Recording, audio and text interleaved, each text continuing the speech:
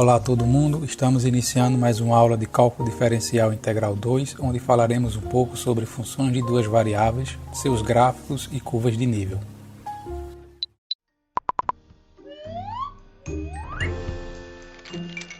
Dúvidas matemáticas é com o professor Pedro.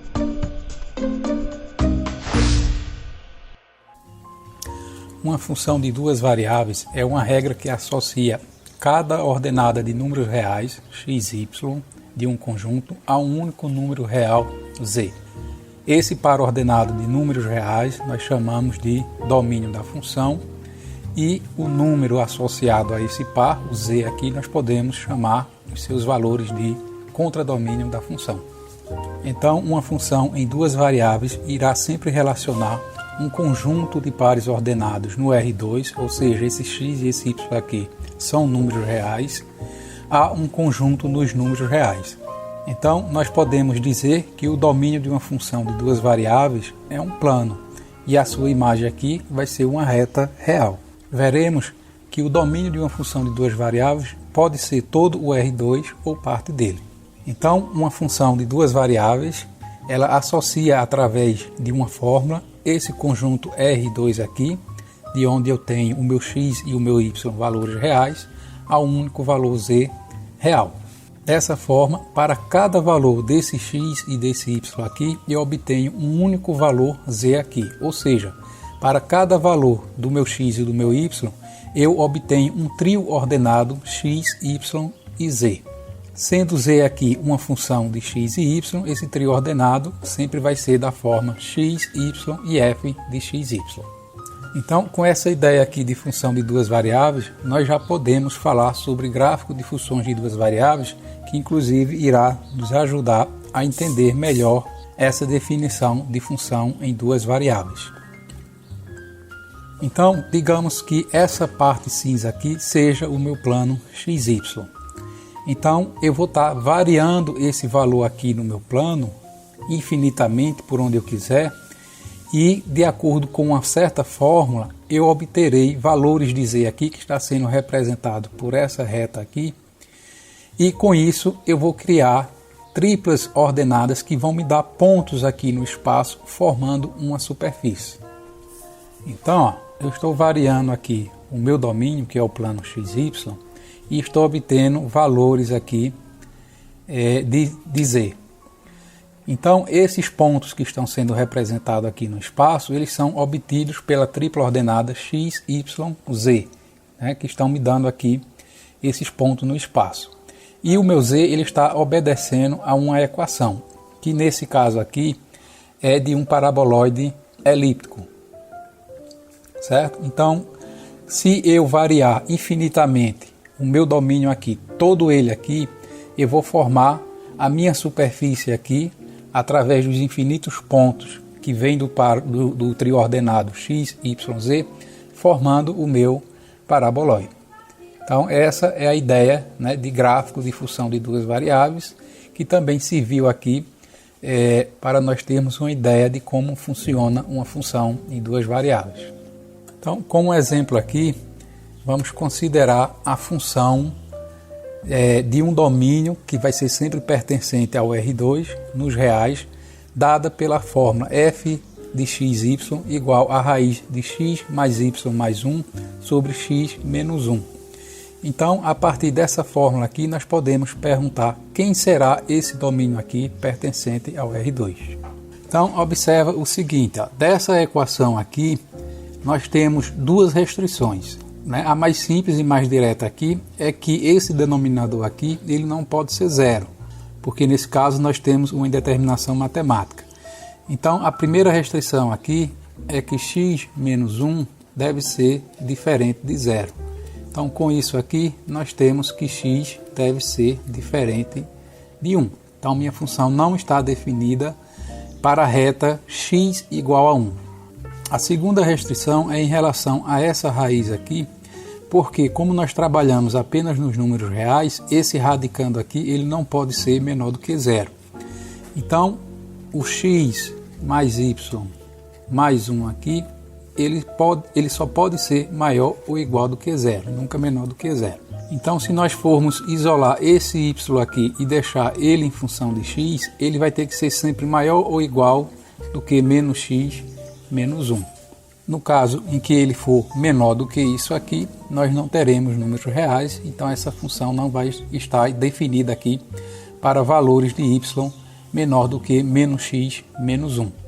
Então, esse nosso domínio aqui, ele vai ser igual a o par ordenado xy, tal que x é diferente de 1 e y é maior ou igual que menos x menos 1.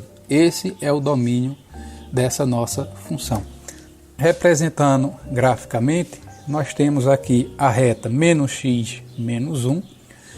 O meu y aqui, ele sempre tem que ser maior ou igual do que essa reta, então por isso o meu domínio aqui está à direita dessa reta e sobre a reta, porque a igualdade aqui também é verdadeira. No caso da igualdade, isso aqui vai dar zero, né, e a minha função vai ser sempre zero aqui sobre essa reta. E o meu x aqui deve ser diferente de 1, ou seja, na reta aqui x igual a 1, a minha função ela não está definida. Então o meu domínio é toda essa parte aqui da direita, exceto essa reta aqui, x igual a 1. Então, continuando o exemplo, vamos ver no GeoGebra o gráfico dessa função, tá? Que é essa superfície aqui. Então, se você olhar esse gráfico aqui de cima, você observa que à esquerda da reta menos x menos 1, né, você não tem superfície nenhuma, apenas à direita. E esse corte aqui se dá por conta da restrição x diferente de 1. Essa minha reta vermelha aqui é a reta x. Se você for traçar aqui x igual a 1, você tem um plano perpendicular à reta x passando por 1, certo? Então, se você olhar aqui, essa nossa superfície aqui, ela segue infinitamente aqui pela direita, de modo a tender para a minha reta aqui de modo assintótico, né? E a esquerda aqui para menos infinito, certo? Então está aí a superfície da função raiz de x mais y mais 1 sobre x menos 1, né? Obedecendo-se aí o domínio dessa função. Então agora vamos falar um pouco sobre curvas de nível. As curvas de nível de uma função f de duas variáveis são curvas planas dadas por f de xy igual a k, de modo que k é uma constante. Quando você faz f de xy igual a z, você tem z em função de x e y. X e y variam infinitamente, então você obtém infinitos pontos de z, né? E se você montar a tripla ordenada x, y, z, você constrói a sua superfície. Quando você fixa esse z aqui, por exemplo, por uma constante k, você deixa de ter pontos no espaço e passa a ter pontos no plano, ou seja, você passa a ter curvas planas aqui, que você pode plotar em um plano, e essas curvas elas irão depender da fórmula da sua função, vão depender, ou seja, do z. Vamos tentar entender isso aqui com esse exemplo. Digamos que nós temos aqui o paraboloide elíptico, que inclusive foi o que eu utilizei na animação anterior, sendo z igual a x ao quadrado sobre 6 mais y ao quadrado sobre 10. Então digamos que você fixa z igual a 1, então você tem aqui uma elipse. Se você fixa z igual a 2, você tem outra elipse um pouco maior. Se você fixa z igual a 3, você tem outra elipse um pouco maior, e assim por diante. Outra maneira de entender curvas de nível aqui é a seguinte: quando você fixa z igual a 1, e você vai traçar isso no espaço cartesiano, então isso aqui vai ser um plano paralelo ao plano XY, cortando a reta z em 1. Se você fixa z igual a 2, você vai ter um plano paralelo ao plano XY, cortando a reta z em 2. Da mesma coisa para z igual a 3, z igual a 4 e assim por diante. Então vamos fazer isso aqui graficamente. Então nós temos aqui o nosso paraboloide. Aqui está o plano z igual a 1, foi feita a interseção dele com o paraboloide. Nós temos aqui o plano z igual a 2, foi feita a interseção dele com o paraboloide. O plano z igual a 3, foi feita aqui a interseção. E o plano z igual a 4, foi feita aqui também a interseção com esse paraboloide elíptico. Agora vamos eliminar, vamos apagar esse paraboloide. Então nós ficamos aqui com as interseções aqui de cada plano, e agora nós vamos juntar todas essas interseções em um único plano, digamos que no plano XY. Então, ó, nós obtivemos aqui essas curvas, onde essa interseção aqui, né, para z igual a 1, né, me deu essa elipse. Para z igual a 2, né, eu obtive um plano, né, uma unidade mais acima, e eu obtive essa segunda curva aqui, que é outra elipse. Para z igual a 3, nós obtemos essa outra elipse aqui, e para z igual a 4, essa outra elipse. Então, da figura tridimensional aqui, nós criamos algumas curvas planas aqui, que nos dão uma ideia de como é a nossa superfície tridimensional de acordo com a equação do z. Então, essas curvas aqui são chamadas curvas de nível, e geralmente cada curva aqui ela é indicada pelo valor do seu z, né? Nós olhamos aqui esse z aqui como se fosse uma altura, né, a partir do plano XY. Nesses outros dois exemplos aqui, ó, nós temos outra forma aqui bem simples, né, para se obter as curvas de nível, ou fazer o contrário, né, você observar aqui as curvas de nível e você verificar através desses valores aqui e dessas formas aqui, aproximadamente ter uma ideia de como é essa sua superfície tridimensional aqui, certo? Mas a maior utilidade das curvas de nível é para você identificar o relevo de uma região, certo? Nesse caso aqui é muito fácil você obter essas curvas de nível e interpretar elas.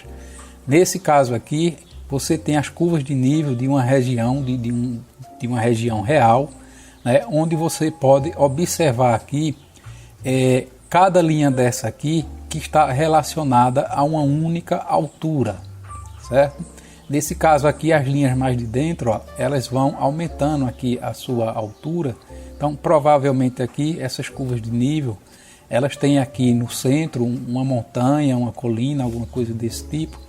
E aí você consegue ter uma ideia do relevo dessa região. Então, esse tipo de ferramenta é muito utilizado na engenharia, principalmente quando você vai construir uma obra que abrange uma área muito grande e você precisa desses dados aqui para se ter o relevo da sua região para fazer terraplanagem ou fazer o esgotamento de alguma área muito baixa que possa inundar e por aí vai. Então, através de funções de duas variáveis, você pode construir curvas de nível, ou a partir de curvas de nível você pode deduzir algumas funções de duas variáveis ou até aproximar, enfim. Existe um leque muito grande de utilidade das curvas de nível, principalmente na engenharia civil. Então, com esse exemplo aqui, eu encerro essa aula. Agradeço a vocês pela paciência. Qualquer dúvida nós tentaremos tirar nas monitorias ou nas aulas assíncronas, ou vocês podem adiantar pelo e-mail. Muito obrigado.